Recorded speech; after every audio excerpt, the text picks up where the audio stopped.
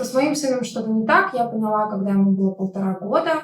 Я бы это объяснила так человеку. Это такие же дети, просто другое мышление. Около 40% детей с аутизмом все же имеют нормальный интеллект. Если честно, то этим вопросом задаюсь не только я, но еще сотни тысяч родителей, врачи и ученые по всему миру. Если папа развелся с женой, он развелся с детьми. Нужно понимать очень важный момент, что, в принципе, потенциал есть практически в каждом ребенке. Женщина должна прогоревать это все, прожить эмоционально. Нужно всегда спрашивать у себя не за что, а для чего. Иностранка женщина воспринимает странности своего партнера, как, может быть, традиционная забава. Понимаете, вот такой вот он странный. Ну, вот такой вот. Друзья, привет! Сегодня завершающий выпуск на нашем канале в этом году. Тема будет непростая, поэтому ничего лишнего говорить не буду. Просто послушайте 3 истории. Как всегда, комментируйте, лайк, делитесь. Тема очень важная. Мне 43 года, меня зовут Юлия Уэст, я живу в Шотландии. Моему сыну 14,5 лет, почти 15 лет. Официальный диагноз у него – высокофункциональный аутизм, синдром Туретта, капралария и ОКР. Вот Ника, мне 31 год, у меня есть единственная дочь Саша, ей почти 4 года, и у Саши на данный момент стоит диагноз задержка психоречевого развития и аутоподобное расстройство поведения. На самом деле объяснить, что такое аутизм, парой слов достаточно сложно по той причине, что от человека к человеку аутизм имеет совершенно разные проявления. Но в общем и целом я бы, наверное, сказала, что это такое расстройство, которое затрагивает мышление, восприятие, поведение и в особенности социальные навыки и коммуникацию у человека. Нужно понимать, что у него есть характерные признаки, такие как нарушение общения, социализации, коммуникации, стереотипное поведение и много других признаков, которые на самом деле сейчас у детей проявляются довольно часто. Аутизм для меня – это, во-первых, это нормально, во-вторых, это просто другое мышление. Вот и все. Я бы это объяснила так человеку, потому что у меня очень много мамочек пишут, что что делать? Это просто индивидуальный подход, как и к любому другому ребенку. Может быть, немножко позже будет развиваться, может быть, тяжелее, чем с обычным ребенком, но это такие же дети, просто другое мышление. С моим сыном что-то не так, я поняла, когда ему было 1,5 года. Точнее, помогла мне в этом моя мама. Она заметила, что он не откликается на имя, у него нет указательного жеста, он не смотрит в глаза. Мы поехали к психиатру, и там как приговор прозвучало: у вашего ребенка аутизм. И, зная тактичность наших врачей, мне предложили приехать через 1,5 года за официальным диагнозом, а лучше вообще сдать его в интернат и родить себе здорового. Первое время было очень больно, очень тяжело, тебя будто окатывает ледяной водой, и ты не знаешь вообще, что делать, ты выпадаешь из жизни на несколько месяцев, потому что только и делаешь, что занимаешься поисками каких-то черт характера в своем ребенке, которые не свойственны детям с этим диагнозом, и ты просто постоянно вот в этом отрицании, тебе постоянно просто больно, и ты варишься вот в этом вот во всем, во всех этих негативных эмоциях. Но тот период был очень тяжелый, и на 1,5 года я просто выпала из жизни. Я провела их в полнейшем отрицании, в депрессии. К сожалению, заранее невозможно узнать, будет ли у ребенка подобного плана диагноз, потому что на данный момент пока еще врачи не могут, скажем так, 100% выявить причину, и нет ни одного инструментального теста. То есть здесь не получится, как с синдромом Дауна, например, сделать генетический тест и увидеть. И, к сожалению, как показывает практика, от этого не застрахован абсолютно никто. Ни молодые, ни возрастные родители, ни те люди, которые очень серьезно готовились к беременности, не те, кто, скажем так, относились к ней более легко и спокойно. Почему он появляется? Если честно, то этим вопросом задаюсь не только я, но еще сотни тысяч родителей, врачи и ученые по всему миру, потому что сейчас нет какой-то одной официальной причины, откуда же берется аутизм. Я надеюсь, что в ближайшие несколько лет, может, десятков лет найдут эту причину, и нам станет немножко более понятна его природа. Но мне лично кажется, что от ребенка к ребенку это очень индивидуально, потому что все дети с аутизмом, которых я знаю, с очень разным бэкграундом, и поэтому я не могу объединить все случаи аутизма, которые я видела, и сказать, что вот именно вот это послужило одной основной причиной. Чем же отличается обычный ребенок от ребенка с расстройством аутистического спектра? Здесь нужно, скажем так, выделить 4 основных блока. Самое главное, первое, из чего, скажем так, мы можем сделать вывод, что у ребенка есть проблемы в плане аутистического спектра, это, конечно же, проблемы с коммуникацией. Есть проблемы с речью, кто-то совсем невербальный. Есть дети, которые разговаривают, и речь их начинает появляться с большой задержкой, нарушение мимики, жестов. То есть, скажем так, для них общение с обычными людьми – это скорее испытание, нежели чем какое-то удовольствие и какой-то логичный процесс. Также у детей с расстройством аутистического спектра очень часто проявляются разного рода стереотипное поведение или нарушение сенсорной интеграции. Очень многие дети очень резко реагируют на разного рода внешние факторы, такие как свет, громкий звук. Очень многие дети ходят только по одному маршруту, испытывают потребность в однообразии.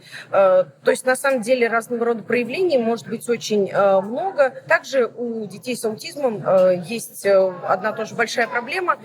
Это проблема с воображением. То есть, когда обычный, стандартный, нормальный ребенок не имеет под рукой, например, телефона, но хочет поиграть, как будто бы ему кто-то звонит, он может позвонить по любому предмету, а дети и взрослые с аутизмом воспринимают все довольно буквально, и им очень сложно оторваться, скажем так, от каких-то реальных моментов, и им очень сложно что-то воображать. И также вот один еще из признаков, который довольно часто встречается у детей, это проблемы с имитацией. Когда мы учим любого ребенка любому действию, смотри, как я делаю, повторяй за мной.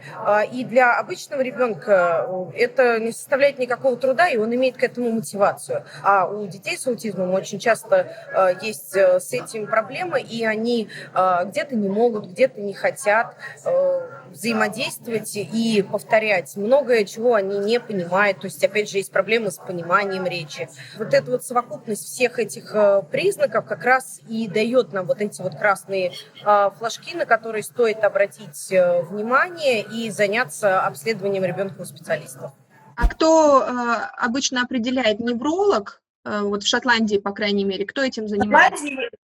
В Шотландии определяет психотерапевт, их целый консилиум, обязательно присутствует педиатр и проходит 5-дневный ассессмент, как бы вот такая вот проверка, когда ребенка помещают в какие-то такие ситуации, которые, допустим, все признаки аутичные проявляются именно вот в этой непосредственной ситуации. И, естественно, по окончанию этого 5-дневной проверки вам объявляется диагноз, а потом уже от этого все пляшут. Первые эмоции, которые испытывает родитель, когда все-таки узнает о том, что у его ребенка аутизм, это, конечно же, шок. Быть готовым к этому просто принципиально невозможно. Эта новость очень многих родителей просто раздавливает. Но на самом деле, к сожалению, все-таки, как от этого не прячься, как не пытайся это не принимать и искать для себя какие-то отговорки, к сожалению, сами понимаете, что ситуация абсолютно от этого никак не меняется. И тогда постепенно, со временем, когда родители начинают больше узнавать об этом, начинают обследовать ребенка, начинают побеждать какие-то негативные моменты, тогда постепенно приходит принятие, понимание, что да, ребенок всегда будет с какими-то определенными своими особенностями. И нужно понять, что чем дольше мы находимся, родители детей с особенностями в депрессии, в непонимании, это никоим образом не решает ситуацию. Что на самом деле хочется порекомендовать родителям, которые столкнулись с этой проблемой, Если вы чувствуете, что вы не справляетесь, я очень рекомендую, и специалисты очень рекомендуют обратиться за помощью к психологу. Нужно понимать, что здесь относительно ребенка всегда с особенностями развития действует правило самолета, что в самолете рекомендуют, если вдруг происходит какое-то ЧП, в первую очередь надеть маску на себя, а потом только на ребенка. И поэтому каждый родитель должен на самом деле не стесняться абсолютно, если он не справляется, обратиться к психологу и сначала самому более-менее прийти в норму, а уже потом начать активно заниматься работой со своим ребенком. Когда вы узнали об аутизме и какие были симптомы, почему вы решили, что стоит проверить, стоит как-то узнать? Если честно, я вообще ничего не видела. Он был у меня поздний долгожданный ребенок, и мне казалось, что он развивается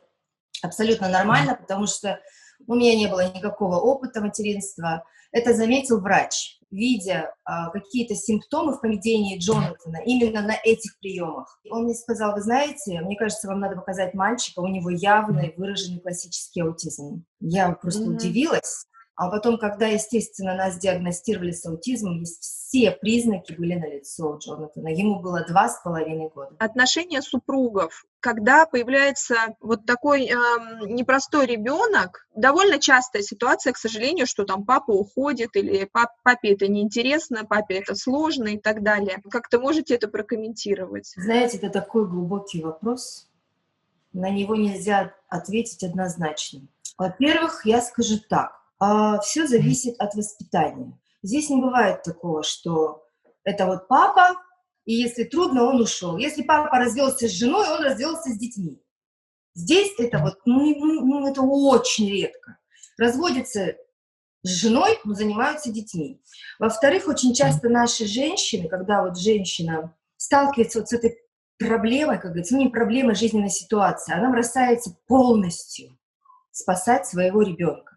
И забывая о том, что она женщина и супруга. Когда здесь люди сталкиваются с диагнозом, оба родителя направляются в школу родительства. Оба. И они оба параллельно учатся. Потому что горе это не только у женщины, горе и у мужчины тоже. Я всегда говорю так: девочки, надо разговаривать. Вот просто разговаривать. Все, что вы делаете, вот целый день вы делаете, вы проговариваете и просите мужчин: помоги мне, это все не страшно, они же как дети, их же надо уговаривать постоянно, говорить: ты знаешь, мы справимся. А у нас женщина как? Она молча сидит и ждет. Чего ждет? Что сам догадается. Что сам догадается. Да. А ему самому страшно. От того, что ему страшно, а вы еще на него крыситесь. Ах, не догадался, помощи от него нет. Что делает мужчина, когда нам страшно? Что мы делаем? Мы убегаем. Вопрос перспектив во взрослой жизни очень сильно беспокоит родителей. И здесь статистика где-то дает нам надежду и где-то дает нам шанс, где-то она нас, честно говоря, морально убивает. Около 30% детей с аутизмом невербальны и не будут разговаривать вообще никогда. Но при этом около 40% детей с аутизмом все же имеют нормальный интеллект. Есть и дети, скажем так, гениальные в каких-то сферах. Из-за того, что дети бывают очень сконцентрированы на чем-то, нужно понимать очень важный момент, что, в принципе, потенциал есть практически в каждом ребенке. Поэтому я считаю, что в любом случае нужно опираться на положительные моменты, надеяться на самое лучшее и не просто надеяться, а ежедневно работать над ребенком, чтобы дать ему возможность адаптироваться в мире, ведь ребенку очень сложно, и главный проводник для ребенка в любом случае всегда будет родитель. Знаете, мне повезло. Я вышла замуж за взрослого человека, у которого уже были дети. И у нас было всякое разное в жизни.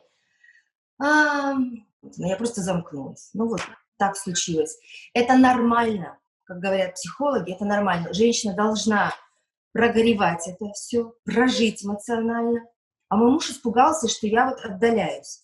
И как-то однажды мы пошли на очередной, допустим, прием к врачу, и там лежал такой буклет, что горе тоже надо проживать вместе. И он меня просто посадил, и мне сказал, что: Юля, мне тоже страшно, мне тоже больно, не отталкивай меня. Я хочу, чтобы мы вместе это все вот пережили, чтобы как команда. Если один упадет, другой, допустим, поддержит. Но не отталкивай меня, так нельзя. Ну и все, я как расплакалась. Я просто была эгоисткой. Я даже дошла до такого, что я сказала своему, не знаю, вот, мудрейшему, добрейшему мужу, я сказала: а тебе-то что, ну умрет.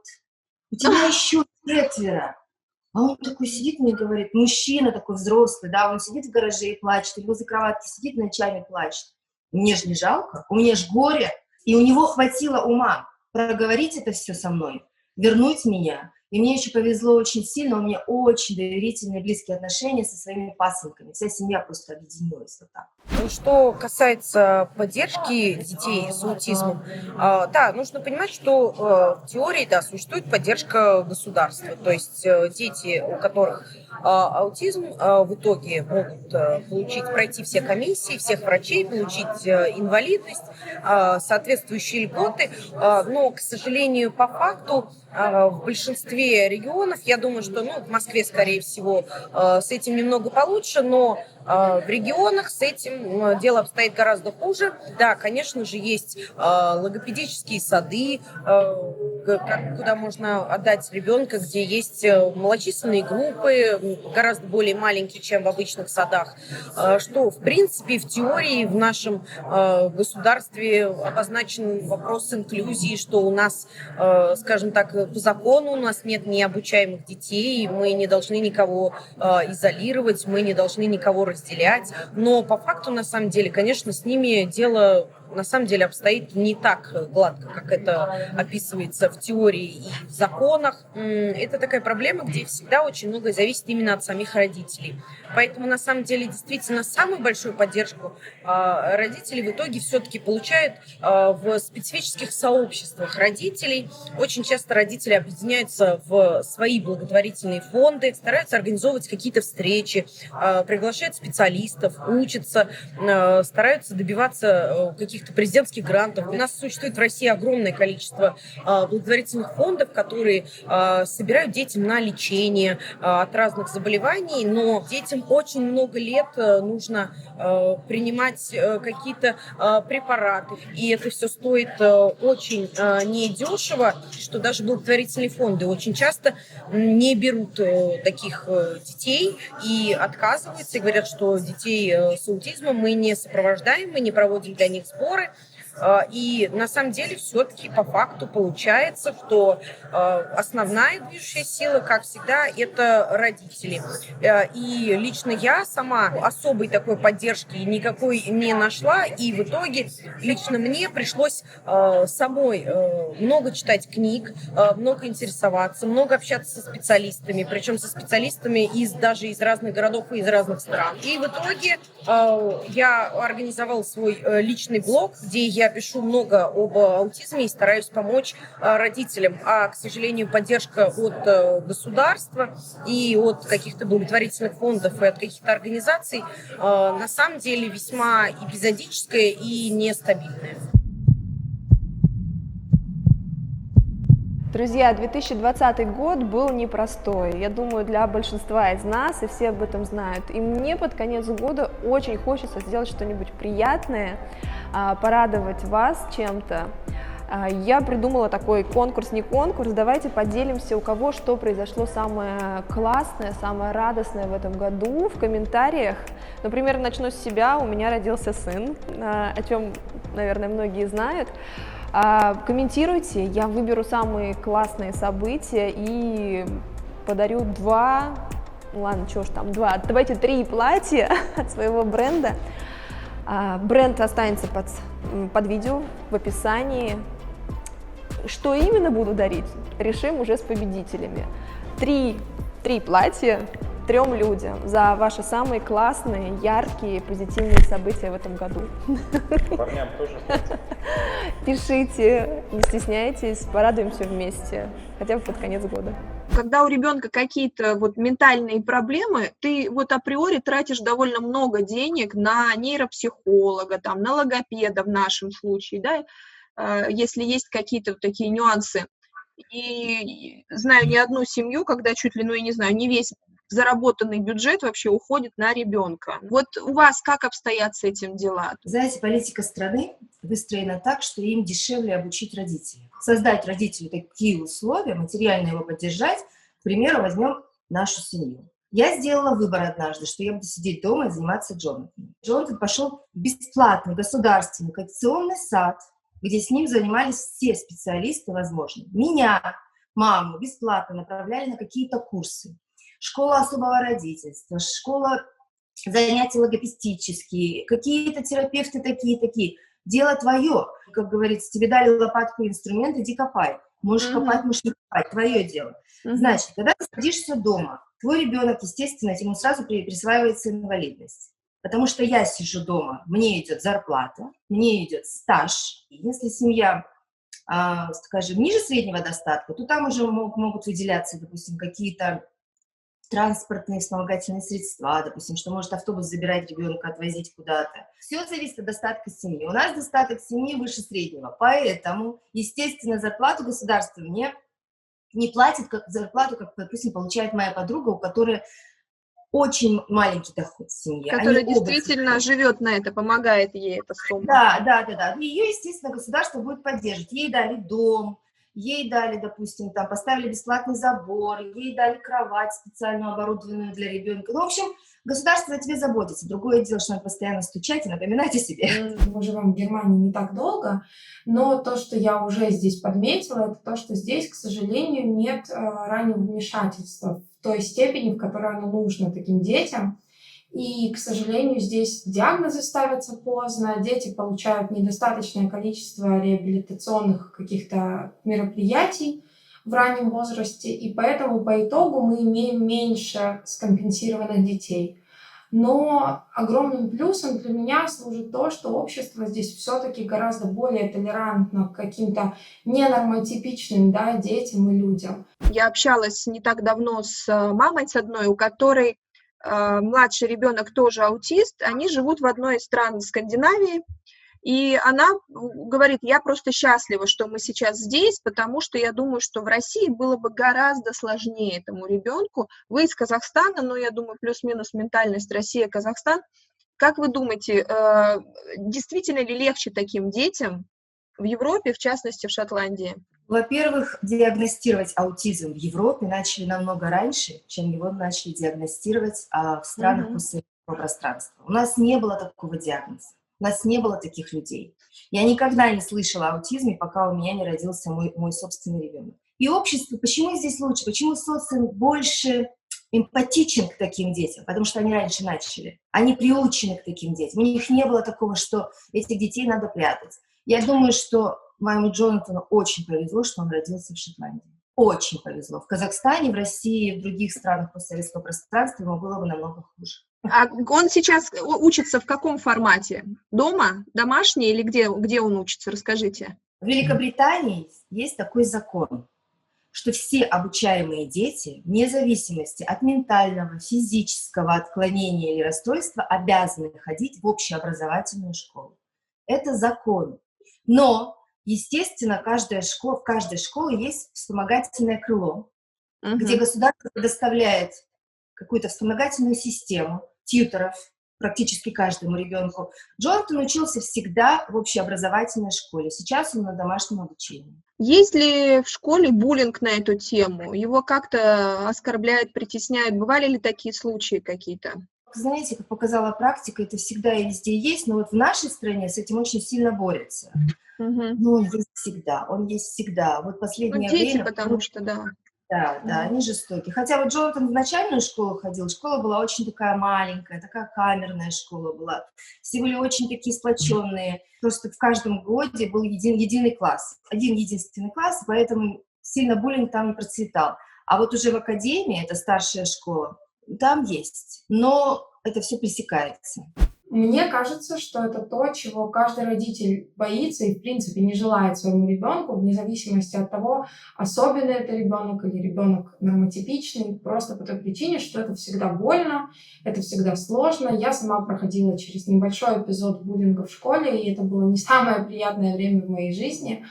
Как здесь, в Германии, конкретно с этим, я не знаю, потому что мой сын пока что не ходит ни в садик, ни в школу, и в обществе мы бываем не так часто, но, как я уже говорила, в принципе, здесь никто на тебя косо не смотрит, советов лишних не дает, замечаний не делает. В школах я знаю ситуации о том, когда дети ведут себя не очень правильно, скажем, не очень воспитанным образом, когда дети могут обижать тех, кто слабее.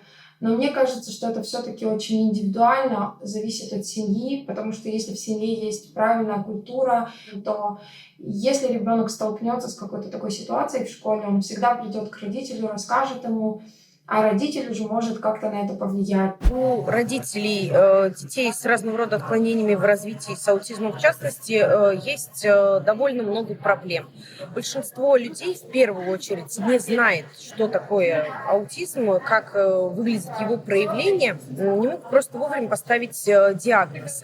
И из-за того, что, с одной стороны, сама по себе система здравоохранения, та же самая поликлиника, большинство врачей просто очень мало об этом знают и не обращают на это внимания. И множество врачей говорят о том, что вот эту распространенную фразу, от которой болит душа у всех сознательных педагогов, про то, что нужно подождать до 3, что ребенок выправится, что все само по себе исправится, как-то ребенок просто вот такой вот у него характер. И из-за этого в среднем у нас в России диагноз у таких детей ставится в 4, а даже очень часто и в 5, и в 6 лет.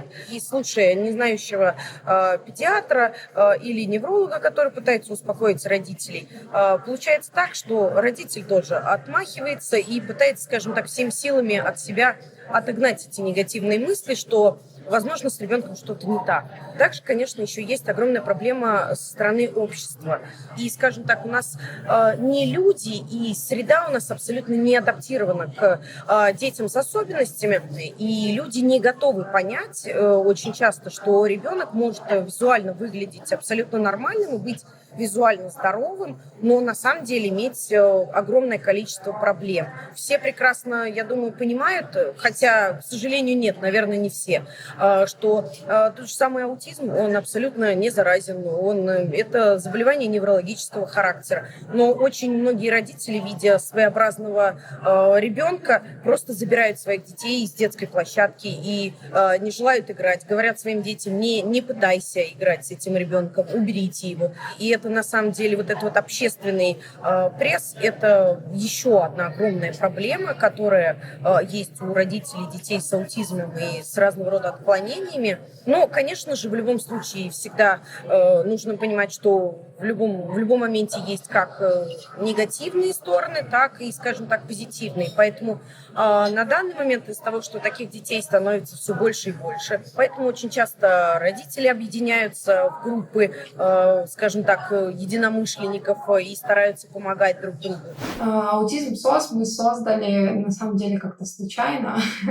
Сначала это был марафон в поддержку для мам. Мы хотели как-то всех приободрить, потому что была осень, хандра, и осенью у наших детей обычно случаются какие-то обострения в поведении.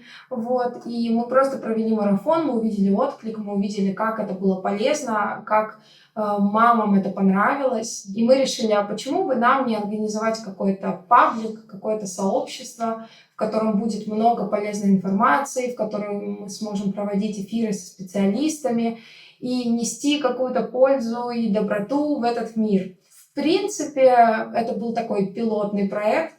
Мы попробовали, у нас получилось, и мы решили, давайте продолжать. И вот нашему аутизм СОС уже год.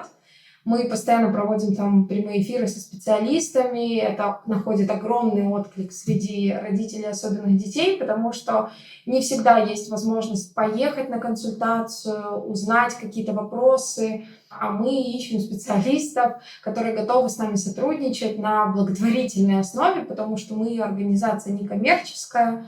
И мы сами от себя тоже отслеживаем обязательно все там последние новости, исследования по поводу аутизма, публикуем их и проводим какие-то там ивенты по типу марафонов, флешмобов для того, чтобы не просто нести информацию, но еще и для того, чтобы нести хорошее настроение. Например, каждый год перед Рождеством, перед Новым годом мы проводим открыточный флешмоб.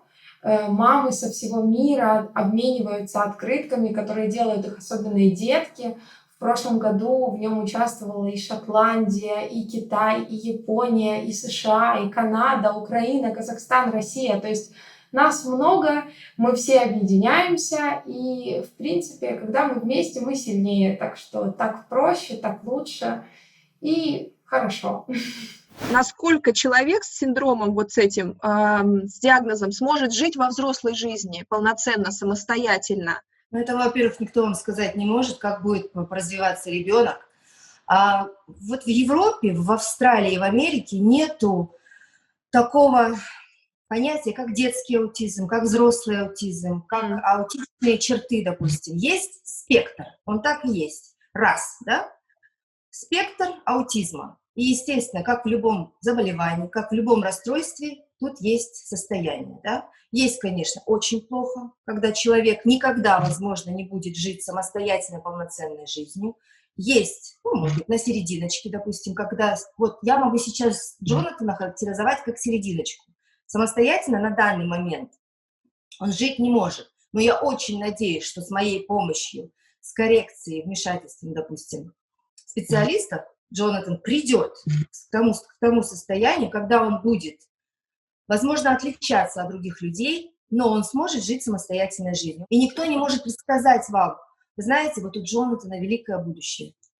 Этого никто не может сказать. Когда моего диагностировали сына в 2,5 года, у нас были неутешительные вообще прогнозы, и мне все врачи, специалисты, мне говорят, оставьте ребенка в покое. Вот не трогайте его. Вот когда он сам придет, допустим, он заговорит. Вот он не говорит 5 лет, но и не говорит. Он в 5 лет носит памперсы, и пусть носит. Ну что вы вот пристали вот к человеку, да? А вот я его теребонькала, и он меня удивляет. Мне кажется, что очень многое, конечно, зависит от исходных данных ребенка, потому что я все-таки верю в то, что есть потолок, выше которого ты не прыгнешь. То есть не надо рассчитывать на то, что ваш ребенок выйдет в абсолютную норму и станет гением, но максимально его скомпенсировать, если родители готовы будут работать, не лениться, заниматься со своими детьми, то у их детей, как мне кажется, есть огромный шанс скомпенсироваться и вести самостоятельную полноценную жизнь, выучиться, найти работу, возможно, даже завести семью. Я искренне верю, что аутизм — это не приговор, что диагноз не предрешает все его будущее, всю его судьбу, всю его жизнь.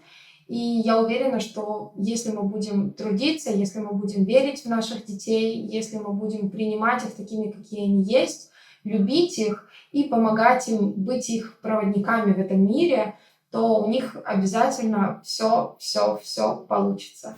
Но я так подозреваю, что шансы на личную жизнь обычно отпадают сразу у таких детей, людей или нет? Моя близкая подруга парикмахер Бренда, у нее 2 замечательных детей с аутизмом, и ее муж тоже аутист. И она его просто любит, и они вместе 18 лет.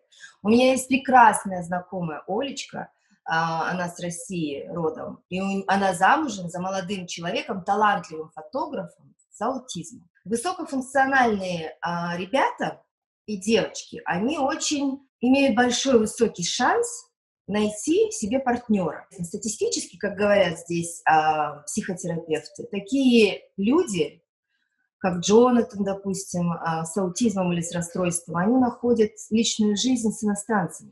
Потому что иностранка, женщина, воспринимает странности своего партнера, может быть, традиционная забава, понимаете, вот такой вот он странный. Ну, вот такой вот он. Говоря о советах, которые я бы хотела дать для родителей детей с аутизмом, наверное, все-таки я начну, скажем так, с психологической поддержки.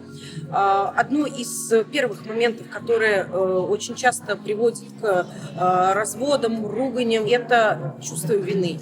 Очень часто после того, как узнается о том, что у ребенка есть такой диагноз, начинаются в семье взаимные обвинения. Мама винит папу, папа винит маму, все считают, что все кругом виноваты, все пытаются снять с себя ответственность, но самое важное, что здесь нужно понять, что к сожалению, здесь абсолютно никто в этом не виноват. Довольно часто дети с аутизмом рождаются в абсолютно нормальных семьях. Это очень трудно, но, к сожалению, нужно все-таки себя убедить и прийти к тому, что в этом абсолютно никто не виноват. Я сейчас не чувствую себя виноватой ни в чем. У меня огромный ресурс, огромное количество принятия и любви к своему ребенку.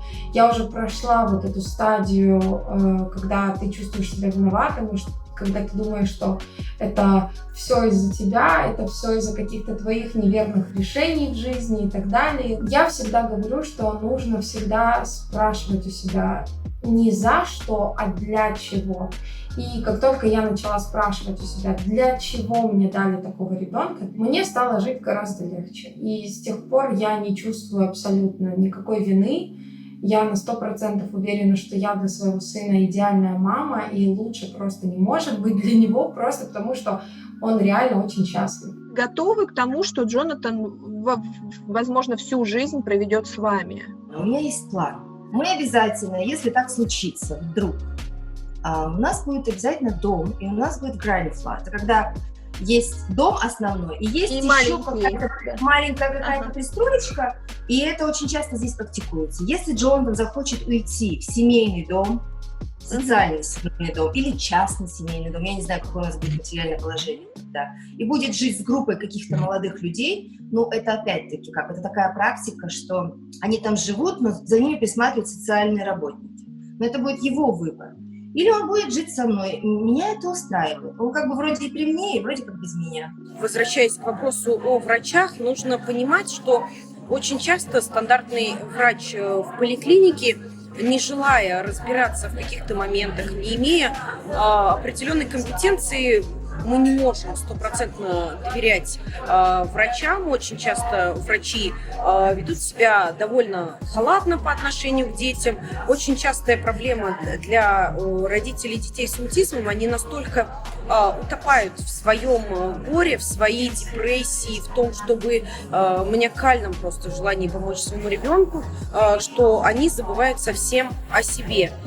И очень часто родители детей с аутизмом, в особенности мамы, просто за несколько лет становятся, наверное, даже тенью от человека. И здесь очень важный момент, что не стоит абсолютно забывать о себе. Жизнь продолжается.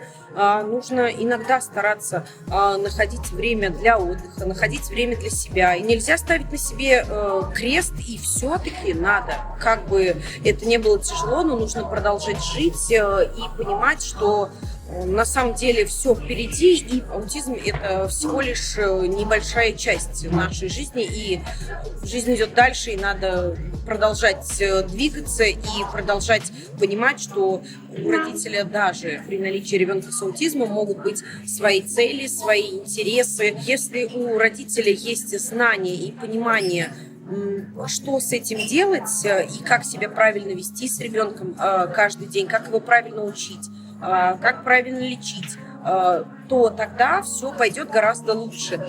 И здесь родителю придется совершать огромную работу над самим собой, чтобы понять, принять, перебороть свою депрессию, не прятаться от диагноза. И в итоге все-таки принимать правильные решения и помогать своему ребенку. Ребята, знаете, что я вам пожелаю? Знаете, что все проходит. Вот сейчас тяжело, вот чем с взрослением наших детей обязательно становится легче. Я никогда не могу сказать, что уйдет аутизм, и это можно исцелить. Аутизм на всю жизнь. На всю жизнь. Но мы всегда можем поменять свое личное отношение на ситуацию. Вот и все. Потому что это не трагедия.